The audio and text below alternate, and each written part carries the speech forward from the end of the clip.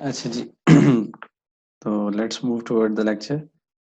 Last time जो है वो हम लोगों ने पावर एंड टॉर्क को देखा था कि इंडक्शन मशीन के अंदर जो पावर है और जो टॉर्क है उन दोनों का आपस में क्या रिलेशन है, और पावर जो है वो कितनी किस्म की होती है। By viewing the power flow diagram हमने ये देखा था कि पी एयर गैप जो है वो क्या चीज है, पी कन्वर्टेड जो है वो क्या चीज है, पी आउट जो है वो क्या चीज है, पी इन जो है वो क्या चीज है, और इन दोनों में डिफरेंस क्या है।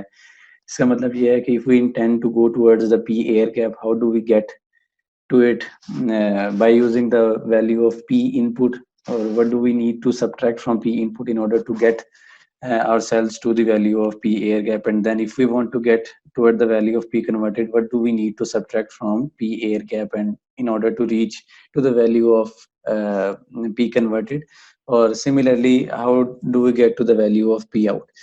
तो ये चीजें हमने देखी। फिर हमने इसके बाद ये देखा कि टॉ इंड्यूस्ड जो है वो हमारे पास वो बेसिकली हमें पता है कि पी कन्वर्टेड से रिलेट करता है, पी कन्वर्टेड और ओमेगा एम से। ठीक है, तो P converted is equals to tau induced omega m होता है। वहां से हमने देखा कि हम टॉ इंड्यूस्ड की वैल्यू क्या यूज कर सकते हैं by using the value of P air gap and synchronous speed instead of p converted and the actual rotor speed for that matter, because हमें पता है कि स्लिप वेरिएशन होती है और स्लिप वेरिएशन की वजह से स्पीड वेरिएशन होती है, जिसकी वजह से p कन्वर्टेड और ओमेगा m जो है वो कांस्टेंट चीजें नहीं है। But if we know the value of p air gap and omega synchronous which are constant obviously, तो हमने क्या किया, p कन्वर्टेड को in the form of p air gap लिख लिया 1 minus s into p air gap, और omega m को भी in the form of omega synchronous लिख लिया which was equals to omega m is equals to 1 minus s into omega synchronous। तो 1 minus s और 1 minus s जो है वो एक दूसरे से कैंसिल हो गया, और पीछे टॉ इंड्यूस जो था उसकी एक एक्सप्रेशन मिल गई हमें in terms of P air gap and omega synchronous which both are constant quantities. तो हुआ क्या कि हमने ये चीजें देख ली थी। अब आज के जो लेक्चर के अंदर हम लोग पहले से ये देखेंगे कि how to use these things in order to calculate the various requirements that are being required, yeah, that are being asked of us in the numericals or in the two examples that are given after these two topics। और उसके बाद थोड़ा सा हम और देखेंगे, पहले examples की तरफ देख लें।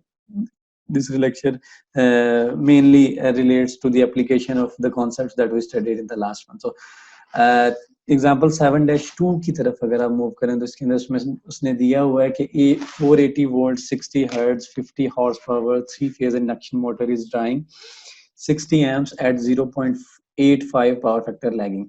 The stator copper losses are 2 kilowatts, stator copper losses दिए हुए हैं, and the rotor copper losses are 700 watts. The frictional and windage losses are 600 watts. The core losses are 1800 watts. The stray losses are negligible. Find the following quantities. तो सबसे पहले जैसे मैं हमेशा कहता होता हूँ कि focus on what is given, then try to focus on what is required of you, and then see how to get from the things that are given towards the things that are being required. तो सबसे पहले ये चीजें दे दी सारी की सारी, एक जगह लिख लो, break the problem down into the simple quantities या into the data that has been given to you. वो हमने लिख लिया। फिर पूछ क्या रहा है वो, एयर गैप पावर। अब एयर गैप पावर अगर आप याद करें तो कन्वर्टेड पावर भी पूछ रहा है, आउटपुट पावर भी पूछ रहा है, तो इसका मतलब ये है कि we need to use that power flow diagram. तो पावर फ्लो डायग्राम नीचे हमने दोबारा से शो कर दी। अगर हम एयर गैप पावर फाइंड करना चाहते हैं तो सबसे पहले पी इन की वैल्यू जो है वो हमें पता होनी चाहिए। P in is equal to under root 3 V T I L cos theta. Cos theta की वैल्यू देखो गिवन है या नहीं है, दी हुई है 0.85। ठीक हो गया। आई एल की वैल्यू जो है वो गिवन है या नहीं है, दिया हुआ जी 60 एम्प्स करंट ड्रॉ हो रहा है। वी टी की वैल्यू गिवन है या नहीं है, दी हुई है जी 480 वोल्ट्स है। तो P in is equal to under root 3 480 into 60 into 0.85, ये हमें मिल गया P in. Now, if we need to get to P air gap, we have to subtract P stator copper losses and P core losses from the value of P in, and we'll get to the value of P air gap. So, we have calculated the value of P in. Now, we need to see that if we are given the values of P stator copper losses, so I think they have given us, yeah, the stator copper losses are 2 kilowatts. So, stator copper losses already पता है हमें। फिर है जी core losses. core losses are given to be 1800 watts, ये भी दिया हुआ है.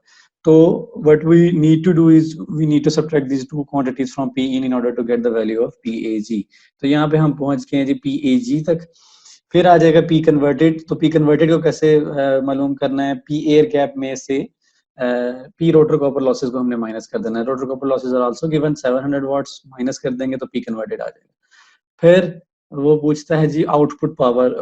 आउटपुट पावर लेने के लिए हमें P फ्रिक्शनल और वाइंडेज माइनस करने हैं P कन्वर्टेड में से, और P स्ट्रे माइनस करने हैं. P स्ट्रे को उसने कहा नेग्लिजिबल है, तो we will ignore that and we will subtract the value of P frictional and windage from P converted, and the resultant value will be the value of P out. ये will be the value of output power. और फिर and में उसने पूछा है कि what is the efficiency of the motor. तो efficiency obviously P out over P input. अब ये हमने बगैर किए सब कुछ कर भी लिया.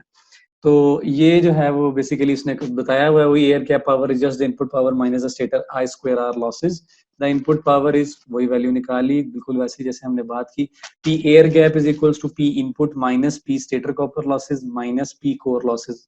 We have already been provided with these values. तो हम लोगों ने इसको पुट किया इसके अंदर और हम आगे की तरफ मूव कर गए. Next thing to calculate was to calculate the value of P converted. In order to calculate the value of P converted, we need to subtract the value of P rotor copper losses from P air gap. So P air gap minus P rotor copper losses. The value of P rotor copper losses was already given in the statement of our question. So 38.6 kilowatts minus 700 watts is equals to 37.9 kilowatts. So moving on. Then we needed to find the value of P out. In order to find the value of P out, we need to subtract the value of P frictional and windage losses along with P miscellaneous losses from P converted. So the value of P frictional and windage losses was given in the statement. So 37.9 kilowatts minus 600 watts is equal to 37.3 kilowatts. Now we have the value of P out, we have the value of P in, so it is not difficult for us to find the value of efficiency, which is P out over P input multiplied by 100. But if you see here, we'll calculate the value of P out in terms of horsepower too. So P out is equals to, how do we convert the value of kilowatts into horsepower? We'll divide the value of kilowatts with 0.746 kilowatt, because in 1 horsepower we have 0.746 kilowatts. So 37.3 kilowatts was the output that was coming from this motor. We'll divide the value 37.3 kilowatts with 0.746 and we'll get 50 HP. So now we have the value of the output power in terms of horsepower. So this is how we calculated the value of efficiency. Eta is equals to P out over P in multiplied by 100. That's pretty simple. Moving on towards the example 7-3. This might be a little bit more complicated than the last one, and the last one was very easy. But you'll find most of the problems that are in the exercises are more related to this problem as compared to that, because that was simply it taught you how to follow the power flow diagram. So example 7-3, a 460 volts 20 horsepower 60 hertz 4-pole Y connected induction motor has the following impedances in ohm per phase referred to the stator circuit. So he's talking about that equivalent circuit, that final equivalent circuit that we drew in order to model the induction motor in the form of electrical or mathematical equations. So the value of R1 is equals to 0.641 ohms. If you reflect back to that final equivalent circuit, the R1 corresponds to the resistive part of your stator windings. So the next one is R2. R2 is equals to 0.332. This value refers to the resistive losses of a rotor winding, but with respect to the stator winding. So that means it's calculated after multiplying with the value of A effective. Then again, X1 is equals to 1.106 ohms. This is the self-inductance of armature winding, stator winding. X2, 0.464 ohms. This is the value of self-inductance of rotor winding, but with reference to stator winding. And the value of XM is equals to 26.3 ohm. The value of XM relates to the magnetization branch. The total rotational losses are 1100 watts. Rotational losses are given and they are measured to be constant. The core loss is lumped with the rotational losses. Core loss को हमें पता है कि हम lump कर लेते हैं rotational losses के साथ। इस केस में for the rotor slip of 2.2% at the rated voltage and the rated frequency, अगर वो कहता है कि स्लिप जो है the value of slip is 2.2% at rated voltage and rated frequency, find the motors. अब ये चीजें हैं जो हमने that we need to find in order to solve this example. We have to find the value of speed, we have to find the value of stator current, we have to find the value of power factor, we have to find the value of P converted and then P out. Then we have to find the value of tau induced and tau load. After calculating all these things, we need to calculate the value of efficiency of this induction motor. So first of all, we need to calculate the value of speed. How do we calculate the value of speed? First of all, we need to calculate the value of synchronous speed, and then we can calculate the value of actual rotor speed, because we derived a formula omega m is equals to 1 minus s into omega synchronous. Similarly, nm is equals to 1 minus s into n synchronous. So first of all, we need to calculate the value of synchronous speed. So n synchronous equals to 120 f over p. We have been given the value of fe, that is 60 hertz. We have been given the value of p, that is 4 poles. So the value comes out to be 1800 rpm for omega synchronous, for n synchronous, sorry. We're talking about rpms. Then we'll move toward calculating the value of omega synchronous. We can calculate it separately, but we can convert the value 1800 rpms into radian per second. That's what he has done here.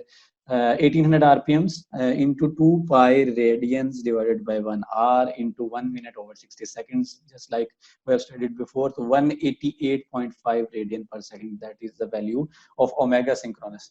Now what's the value of the rotor's mechanical shaft speed will be? So 1 minus s into n synchronous, yeah, 1 minus s into omega synchronous, if we want to calculate the value of rotor speed in radian per second. So 1 minus s, what is the value of s? Slip is 2.2%, meaning 2.2 divided by 100, 1 minus 0.022 into 188.5 radian per second. So the value of actual rotor speed comes out to be 184.4 radian per second. Or if we talk about in rpms, then the value comes out to be 1760 rpms. ये हमें पता है कि the rotor speed always lags behind the synchronous speed. So synchronous speed was 1800 rpms and the rotor speed came out to be 1760 rpms. So almost there is a difference of 40 rpms. अच्छा जी, next thing we need to calculate was stator current. अगर हम stator current measure करना चाहते हैं तो what do we need to do? सबसे पहले तो ये पता लगे कि स्टेटर करंट है क्या, I1। अगर we take a look at this final equivalent circuit that we drew, यहाँ पे अगर आप स्टेटर करंट देखना चाहते हो तो obviously the stator circuit is this, ठीक है, this is the rotor circuit with respect to stator circuit, and I2 is the rotor current with respect to stator current. But if we want to calculate specifically the stator current, that means we need to calculate this current I1. Okay, तो ये calculate करने के लिए हमें क्या चीज चाहिए? आई अगर हम कैलकुलेट करना चाहते हैं तो ऑब्वियसली हमें V5 पता होना चाहिए, और उसके अलावा ये जितनी भी रेजिस्टेंस है इसकी इक्विवेलेंट हमें पता होना चाहिए। फिर हम V over all these impedances कर लेंगे तो हमें ये पता लग जाएगा कि यहाँ पे करंट जो है वो कितना फ्लो कर रहा है इस नोड के through. So what we need to do is that we need to find out the value of Z equivalent for all these impedances, and then we need to divide the value of V5 with that equivalent impedance in order to find the value of I1, that is the stator current that is being required by us. तो पहला काम क्या है? We need to find the value of Z equivalent. ठीक हो गया। तो Z equivalent find करने के लिए मैंने आपको कहा था कि break this thing into some steps, या फिर अगर आपको वो वाला फॉर्मूला याद है कि ये दो चीजें आप सीरीज में पकड़ो, +1 ओवर फिर उसके नीचे ये GC आ जाएगा और -JBM आ जाएगा, और फिर उसके बाद +1 over R2 over S plus JX2। अगर वो पूरा याद हो जाता है आपको तो दैट्स गुड इनफ, और अगर नहीं याद होता तो try to use your concept. क्या करो जी, सबसे पहले एक नाम रख दो Z2 का, उसमें क्या करोगे जी, ये दोनों चीजें ऑब्वियसली आपस में सीरीज में कनेक्टेड है, तो Z2 में आ जाएगी the value of stator impedances with respect to sorry the value of rotor impedances with respect to stator. तो यहाँ पे हम क्या कर लेंगे, Z2 के अंदर क्या आ जाएगा, R2 over S plus JX2, simple, दोनों चीजों को सीरीज में ऐड कर दिया। Once we have the value of Z2, then we know that Z2 is in parallel with JXM and also in parallel with RC. इन दोनों को हम उस तरह से कैलकुलेट कर लें और फिर once we calculate the equivalent value of Z2 and RC minus JXM, then we'll add that up with R1 and JX1 in series, तो हमें पता लग जाएगा टोटल क्या है। तो 3 स्टेप्स में हमने इसको कर लिया। अगर आप देखो तो RC की वैल्यू उसने नहीं दी हुई, इसका मतलब यह है कि RC को उसने इग्नोर किया है। तो we have one less thing to deal with in this example. So सबसे पहले Z2 निकाला उसने, वही R2 over S plus JX2 करके, दोनों को सीरीज में उसने एडअप कर दिया, तो यहाँ पे ये वैल्यू निकले। आफ्टर दैट उसने क्या किया जी, combined the magnetization plus rotor impedance. वही बात कि जो भी वैल्यू ऑफ Z2 हमारे पास आई इन दोनों की, उसको उसने इन पैरेलल विद JXM कर दिया, क्योंकि RC तो गिवन ही नहीं है, तो obviously this one was in parallel with this one. ठीक हो गया। वो करने के लिए उसने क्या किया जी, 1/1 JXM plus 1/Z2 in parallel हो गया, और 1/JXM obviously that comes out to be minus -J.038 plus 1/Z2 की वैल्यू जो भी यहाँ पे निकली 1/15.10 आ जाएगा 0.062, और एंगल नीचे जो था वो अगर प्लस में था तो ऊपर जाके माइनस में हो गया। अब फिर हमें पता है कि in order to simplify this we need to calculate this value into complex one, and then we need to add these things, and then we can reverse transform them back into the polar form. तो ये हमारे पास ZF की value आ गई। अब ये जो ZF था that needs to be added into the R1 plus JX1। ठीक हो गया, क्योंकि ये सीरीज में होगा इसके साथ।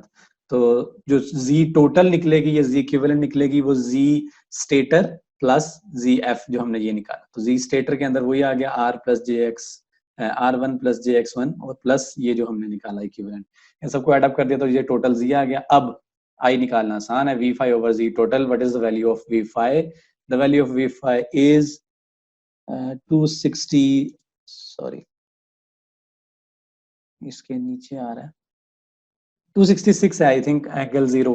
266 कैसे निकला? दिया तो 480 वोल्ट्स था, बट उसने साथ बताया था कि स्टार कनेक्शन है, तो obviously we need to divide that 480 by √3 in order to calculate the value of V5। तो यहाँ से निकला जी 18.88 एंड एंगल इज -33.6। ठीक है, तो ये हमने चीजें जो है यहाँ से कैलकुलेट कर ली। अब हमें पता है कि करंट कितना ड्रॉ कर रही है मोटर, और उसका एंगल जो है वो हमारे पास क्या है, -33.6 है। Next thing that he wanted us to calculate was the power factor of the motor. तो what will be the power factor? We know the power factor is cos of angle between current and voltage. So the angle between current and voltage is 33.6. So cos 33.6, that comes out to be 0.833 lagging. This is the value of power factor of this motor. And then he wants us to calculate the value of P converted and P out. So in order to calculate the value of P converted and P out, we need to calculate the value of P air gap. Then we'll convert that value of P air gap into the value of P converted, and we can get the value of P out through P converted. So how do we get to the value of P air gap? First of all, we need to calculate the value of P in, that we know is √3 VTIL cos theta. VT is 460 volts. That's terminal voltage, not phase voltage. That's why we're putting in 460 volts instead of 266. You can also find the value of P in by 3V5 IA cos theta, but there you need to use the value of V5, which is 266, and the value of IL, which will be 18.88 into √3. So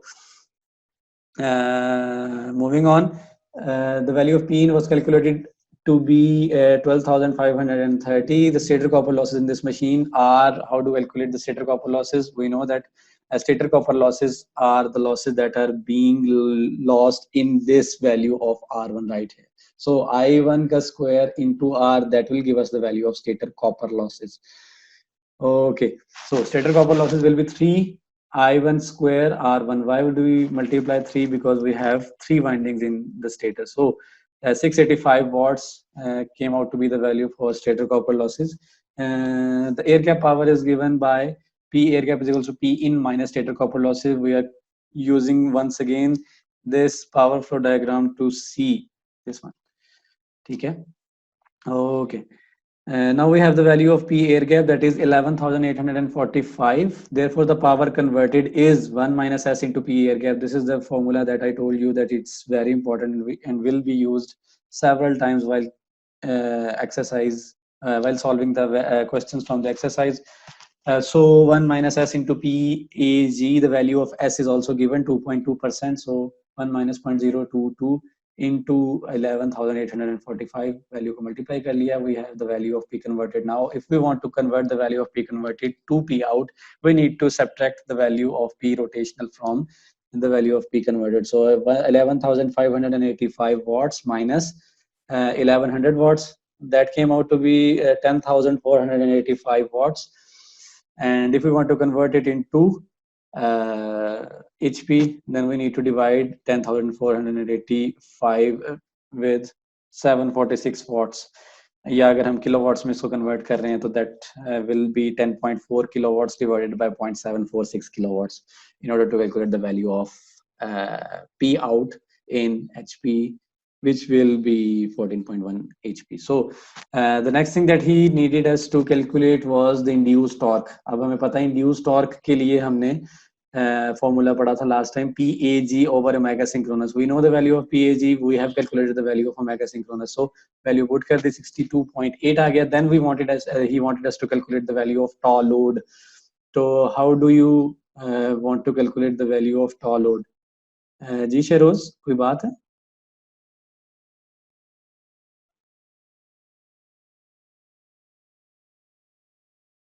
नहीं sir, हाथ लग गया. अच्छा, क्या कह रहा था मैं? ठीक है, the value of tau load.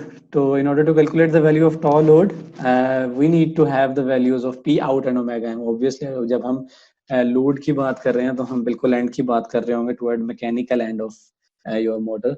That will be the value of P out and the speed at which your rotor is turning. So P out 10,485 and the value of the speed at which our rotor is turning will come out to be 184.4 radian per second. So we'll divide these two values and we'll get the value of tau load, 56.9 Newton meter. Okay, the last thing that he wanted us to calculate was the motor's efficiency. We have the value of P out, we have the value of P in. We'll just have to put these values into the equation and we'll find the value of efficiency, which is 83.7% in this case. So ये वाली example जो है ये बहुत almost everything that we have studied it incorporates all those concepts into itself. तो मेरा ख्याल है कि अगर इसके अंदर कोई प्रॉब्लम अगर होगी तो हम उसको अच्छी तरह से टैकल कर लेंगे क्वेश्चन आंसर सेशन में. लेकिन ये सबसे ज्यादा कॉम्प्रिहेंसिव किस्म की एग्जांपल है जो अभी तक हमने इंडक्शन मोटर के बारे में पढ़ा है. उसके अंदर जो चीजें उसके अंदर आती हैं वो.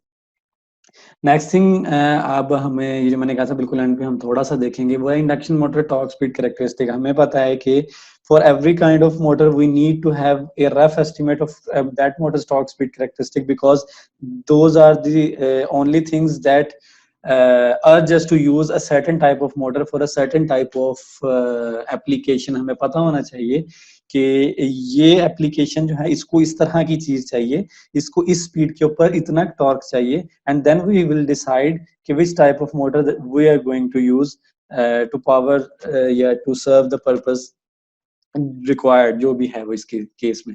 तो टॉर्क स्पीड कैरेक्टरिस्टिक इसलिए बहुत इंपॉर्टेंट होती है और हम हर जगह पे जो है वो उसको इस्तेमाल करते हैं. तो वो यही बोल रहा है कि how does the torque of an induction motor changes as the load changes. ये कुछ क्वेश्चंस होते हैं जो टॉर्क स्पीड कैरेक्टरिस्टिक के साथ होते हैं कि अगर लोड बदलता है तो इंडक्शन मोटर का जो टॉर्क है उसमें क्या चेंज आता है. पहला क्वेश्चन ये. सेकंड क्वेश्चन ये कि स्टार्टिंग कंडीशन में हमें पता है कि स्टार्टिंग कंडीशन में the amount of torque that a motor और a machine can provide is always limited. For some machines it is the value of that starting torque is rather high like DC series motors. तो हमने कहा था ऐसी जगहों पे हम DC series motor को यूज करते हैं. But for some motors the value of torque that they can provide during starting is rather low like DC shunt motor.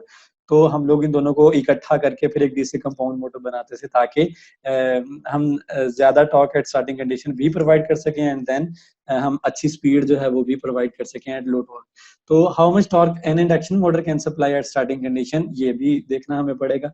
And how much does the speed of an induction motor drops as its shaft load increases, load बढ़ता है तो कितनी तेजी से speed of the induction motor जो है वो decline करती है, वो ड्रॉप करती है, वो एलिविएट करती है अपनी ऑलरेडी जो है वो स्टेबल कंडीशन से। To find out the answers to these and similar questions it is necessary to clearly understand the relationship among the motor's torque speed and power.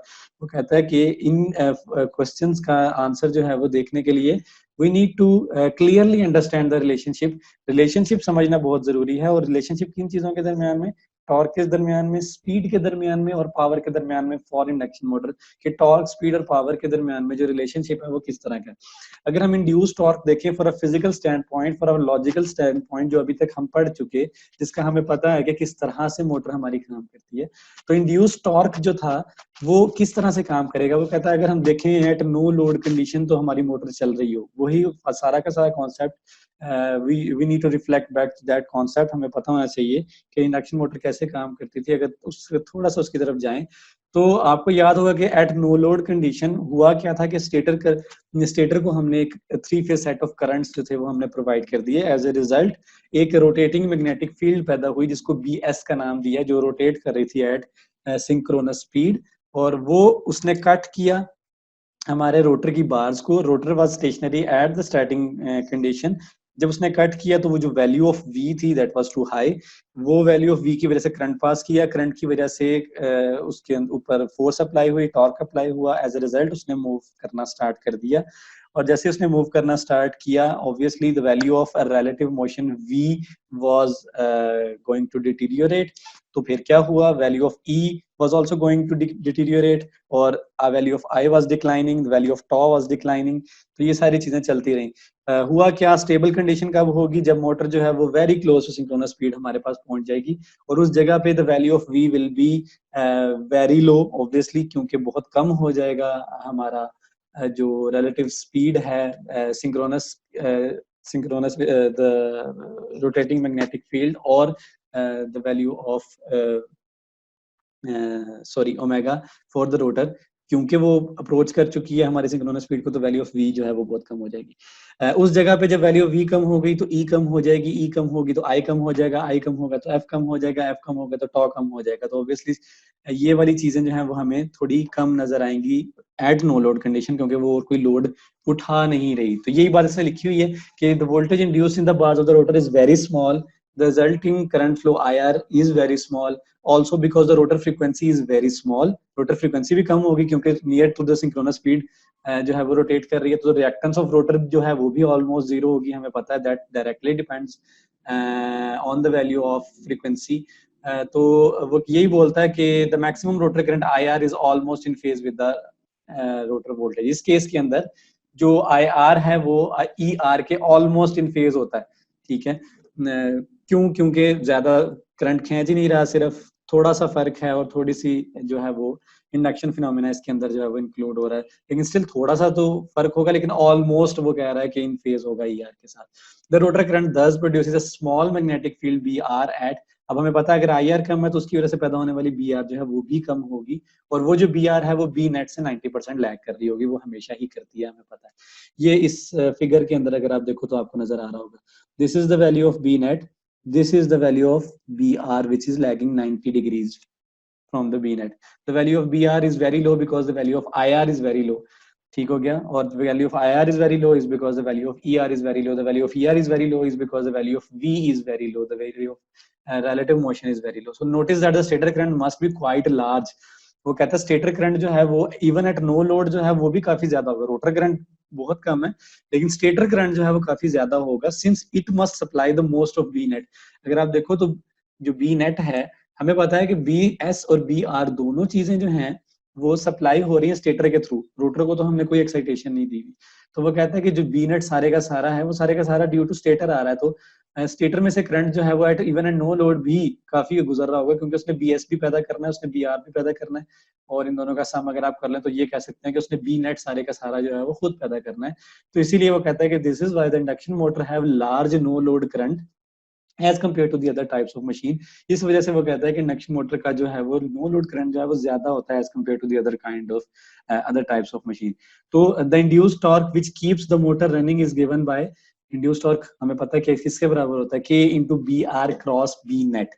ठीक है, तो B R cross B net का मतलब क्या है कि B R rotor की magnetic field, net B net जो है वो नेट मैग्नेटिक फील्ड, यानी कि जो इंड्यूस्ड टॉर्क है वो बी आर के ऊपर भी डिपेंड करता है मैग्नीट्यूड पे, बी नेट के मैग्नीट्यूड पे भी डिपेंड करता है, और the sine of the angle in between them इसके मैग्नीट्यूड के ऊपर भी डिपेंड करता है।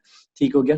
अब वो ये बोलता है कि जैसे ही हमने इसके ऊपर लोड डाल दिया, जब लोड डालते हैं तो होता क्या, मोटर स्लो डाउन हो जाती है। Now suppose the induction motor is loaded down as shown in the figure, as the motor's load increases its slips increase and the rotor speed falls। हमें पता है लोड डालेंगे तो रोटर की speed नीचे गिरेगी। जैसे ही नीचे गिरेगी there is more relative motion now between the rotor and the stator magnetic field in the machine। relative motion ज्यादा हो जाएगी तो greater relative motion produces a stronger rotor voltage ER, जिसकी वजह से पैदा होने वाला जो रोटर करंट है वो भी अब ज्यादा होगा IR। वो जो ज्यादा करंट होगा with larger rotor current the rotor magnetic field B R also increases. अब ये बी आर जो बी नेट से 90 डिग्री उसके केस में पीछे रह रही थी, वो बी आर जो है यहाँ पे अब ज्यादा इसकी वैल्यू नजर आ रही है, वेक्टर बहुत लंबा नजर आ रहा है। रीजन क्या है, क्योंकि the value of I R is very high as compare to the unloaded condition. तो बी आर जो होता है वो हमेशा 90 डिग्रीज होता है, आई आर के हमें पता है राइट हैंड रूल से। तो बी आर की वैल्यू जो है वो काफी ज्यादा हो गई है इस केस में। वो कहता है however the angle of the rotor current and B R changes as well. Rotor current और जो क्या उसका नाम है बी आर है, उसका एंगल जो है वो भी चेंज होता है। कैसे चेंज होता है, since the rotor slip is larger, rotor की स्लिप क्योंकि अब लार्जर हो गई है, वैल्यू ऑफ स्लिप अगर लार्जर हो रही है इसका मतलब है कि वो स्लो हो रहा है। तो इसका मतलब यह है कि रोटर फ्रीक्वेंसी बदल रही है, और रोटर फ्रीक्वेंसी बदलेगी तो इसका मतलब है फेज एंगल बदल रहा है। तो रोटर फ्रीक्वेंसी चेंज हुई है, तो रोटर फ्रीक्वेंसी बदलने की वजह से, बढ़ने की वजह से द रोटर रिएक्टेंस जो है वो अब इंक्रीज हो गई है। अब अगर रोटर की रिएक्टेंस इंक्रीज हो जाएगी तो इसका मतलब क्या है कि जो आई आर है उसका एंगल और लैगिंग हो जाएगा, रिएक्टेंस जो बढ़ गई है, इंडक्टिव पार्ट इंक्रीज हो गया, तो इसका मतलब है कि अपोज करने वाला जो सिलसिला था वो ज्यादा हो गया फ्रीक्वेंसी ज्यादा होने की वजह से, जिसका मतलब यह है कि अब आई आर ज्यादा लैग करेगा as compare to no load condition. So therefore the rotor current now lags further behind the rotor voltage and the rotor magnetic field shifts with the current। जैसे ही करंट शिफ्ट होगा rotor magnetic field भी shift हो जाएगी। अब वो कहता है notice that the rotor current has increased and the angle delta has also increased. Angle भी इंक्रीज हो गया, क्यों इंक्रीज हुआ, क्योंकि करंट ज्यादा लैग किया, तो बी आर अब 90% से 90 डिग्री से भी पीछे चला गया और ज्यादा लैग करके the value of delta also has increased. अब वो बोलता है कि the value of increase in B R tends to increase the torque. अगर आप टॉर्क की इक्वेशन याद हो तो B R cross B S B net था ना, तो B R B net sine delta भी था।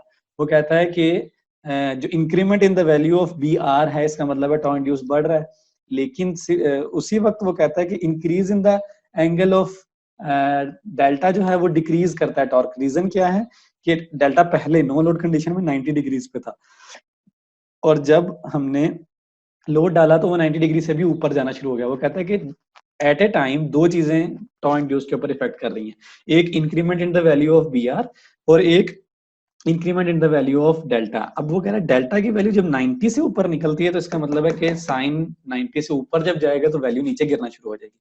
तो sine delta tends to decrease the value of tau induced and the value of increment in B R tends to increase the value of tau induced. तो वो कहता है क्योंकि B are बहुत ज्यादा बढ़ता है as compare to delta, delta इतना नहीं बढ़ता जितना बी आर बढ़ता है। तो वो कहता है कि जो पहले वाला काम है वो डोमिनेट कर जाता है और ओवरऑल टॉर्क जो है वो टॉ इंड्यूस जो है वो इंक्रीज हो जाता है कम होने की बजाय। वो कम जरूर कर रहा है, ये बढ़ा जरूर रहा है, लेकिन इसकी बढ़ाने की तादाद बहुत ज्यादा है, अमाउंट बहुत ज्यादा है as compare to the decline due to delta part. लेकिन वो कहता है कि ये एक हद तक ही चलता है, since the first effect is larger than the second one the overall induced torque increases to supply the motors increase load. When does the induction motor reaches pull out torque? Pull out torque पे कब पहुंचती है induction motor? This happens when the point is reached where the as the load on the shaft is increased, the sin delta term decreases more than the increment in BR term. अगर वो कहता है sine delta जो है उसका उसके अंदर जो डिक्रीज है वो बहुत ज्यादा हो as compare to the increment in BR term, तो ऐसी जगह के ऊपर ऑब्वियसली टॉ इंड्यूस्ड बढ़ने की बजाय टॉ इंड्यूस्ड कम हो रहा है, and at that point the further increase in load decreased the टॉ induced and the motor stops. इसकी वजह से अब क्या हो रहा है, अगर हम और लोड बढ़ा रहे हैं तो टॉ इंड्यूस बढ़ने के बजाय टॉ इंड्यूस कम होना शुरू हो गया, और ऐसी जगह पे आके मोटर ऑब्वियसली रुक जाएगी क्योंकि लोड बढ़ता जाएगा और इंड्यूस टॉर्क गिरता जाएगा. For a typical induction motor वो कहता है ये जो पुल आउट टॉर्क वाली जो सिचुएशन आती है कर्व के ऊपर, that will be 200 to 250% of the rated load. जो भी रेटेड लोड होगा उससे अगर 2.5 गुना ज्यादा लोड आप उसके ऊपर डालोगे तो ये सिचुएशन आएगी कि जो डिक्रीमेंट है due to sine delta that will dominate the value of increment in tau induced. तो ये चीज जो है ये उस वक्त आएगी. That's all for today. We'll end our lecture right here.